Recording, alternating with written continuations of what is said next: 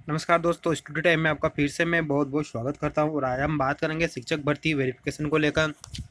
तो देखिए, अभी जेल प्रहरी की वैकेंसी निकली थी, उसमें भी एक तरह से गवर्नमेंट ने बेरोजगारों के साथ मजाक ही किया है और शिक्षक भर्ती के साथ मजाक तो कर ही रही है। पहली बात तो जेल भर्ती में जो रूल बुक निकाली थी वही पूरी रूल बुक ही गलत है ना। और उसमें अगर पदों की संख्या भी आप देखोगे तो उसमें भी बहुत घोटाला दिखता है दोस्तों।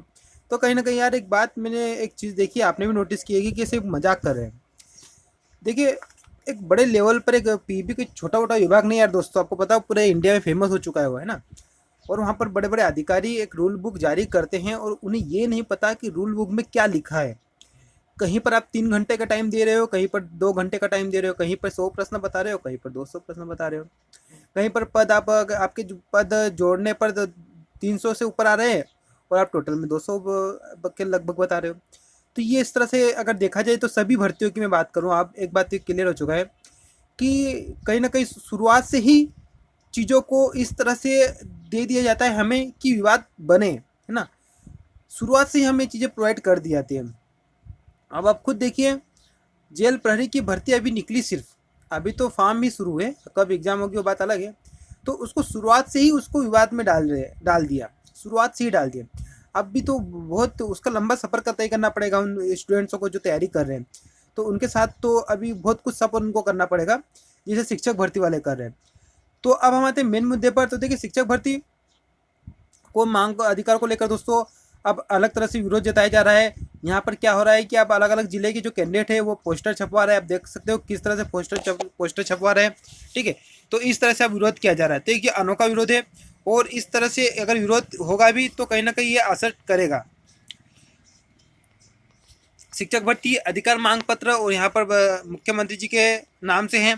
तो यहाँ पर पूरी बातें ये बता दी गई है कि 2018 में परीक्षा हुई थी, है ना। जिसमें से 17,000 और 2,200 आपके वर्ग एक के और 5,600 पद और 5,704, एक कितने हुए टोटल 11,374 ये पद आपके थे वर्ग दो के। और इसकी परीक्षा 2019 में हुई थी, फरवरी 2019 में। परिणाम अक्टूबर 2019 को घोषित हुआ और फाइनल मेरिट और प्रतीक्षा सूची नवंबर 2019 में प्रकाशित हुई। जुलाई 2020 से दस्तावेज सत्यापन आरंभ हुआ, है ना, लेकिन उसको रोक दिया।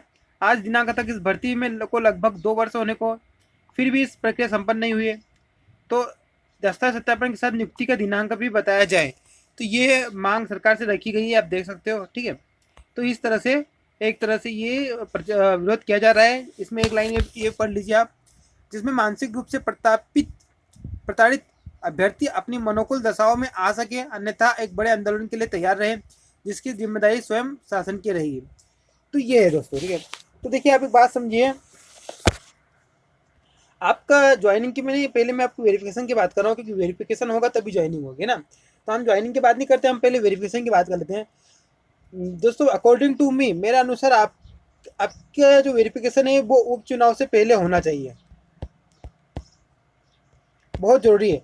अगर उपचुनाव से पहले नहीं होता है दोस्तों तो फिर ज़्यादा प्रॉब्लम आएगी, क्योंकि उपचुनाव के बाद जो राजनीतिक समीकरण है वो अगर चेंज हो गए तो फिर आपकी भर्ती को लेकर और ज़्यादा प्रॉब्लम आएगी, है ना। क्योंकि यार मैंने जब आपकी कांग्रेस गवर्नमेंट थी और उसके पहले बीजेपी थी, तभी मैंने कहा था कि अगर कुछ राजनीतिक में उथल पुथल होता है तो उसका असर सब पे पड़ता है ना। तो आपकी शिक्षक भर्ती उसी की वजह से अटकी हुई है, राजनीतिक उथल पुथल के कारण ही। अगर उपचुनाव में कुछ राजनीतिक समीकरण और अगर चेंज हुए तो आपको और प्रॉब्लम आएगी। लेकिन अगर आपके उपचुनाव के पहले अगर आप कोशिश करते हो, प्रयास करते हो, ठीक है, अपने जिला स्तर पर जैसा भी आपको जो भी कोई भी आपको लीड कर रहा है, क्योंकि आपको आपका आपका ग्रुप है, आपको कोई ना कोई तो लीड कर ही रहा है। और अगर आप ज़्यादा जोर लगाते हो और आपका उपचुनाव के पहले अगर आपका वेरिफिकेशन हो जाता है और आपकी फाइनल मेरिट लिस्ट आ जाती है तो दोस्तों फिर समीकरण कुछ भी रहे कोई फर्क नहीं पड़ेगा, फिर आपको ज्वाइनिंग मिल ही जाएगी 101%। ठीक है, लेकिन अगर उपचुनाव के पहले आपका वेरिफिकेशन नहीं हुआ तो दोस्तों ये समझिए कि चीज़ें फिर और बिगड़ सकती है ना। मैं बिगड़ सकती है, मैं 100% नहीं बोला, लेकिन आप खुद इसका अंदाजा आप खुद देख चुके हो इन 2 सालों में क्या हो चल रहा है ना। तो ये अब आपके छुपी हुई बात नहीं है, नेगेटिव बात भी नहीं है, एक वास्तविकता है। तो कोशिश करिए, प्रयास करिए कि ज़्यादा से ज़्यादा प्रयास करें, सब मिलिए प्रयास करिए, सरकार से अपनी मांगे रखिए कि वेरिफिकेशन शुरू करें। देखिए अगर वेरिफिकेशन कंप्लीट हो गया ना तो मतलब आपका काम समझो कंप्लीट हो ही गया है ना। तो ज़्यादा ज़्यादा जोर वेरिफिकेशन पर लगाइए दोस्तों, है ना। उपचुनाव ये सोचो कि उपचुनाव के पहले आपकी चीज़ें कंप्लीट होना चाहिए। तो ठीक है दोस्तों, मिलते हैं नेक्स्ट वीडियो में, तब तक के लिए जय हिंद जय भारत। अगर आपको हमारे विचार अच्छे लगते हैं दोस्तों, अगर आपको लगता है कि हम सही विचार आपको दे रहे हैं तो आप हमें लाइक करें और वीडियो को सब शेयर कर दीजिए, ताकि ज़्यादा से ज़्यादा कैंडिडेट्स को पता चले कि एक्चुअल पोजीशन क्या चल रही है, सिचुएशन क्या है। Thank you.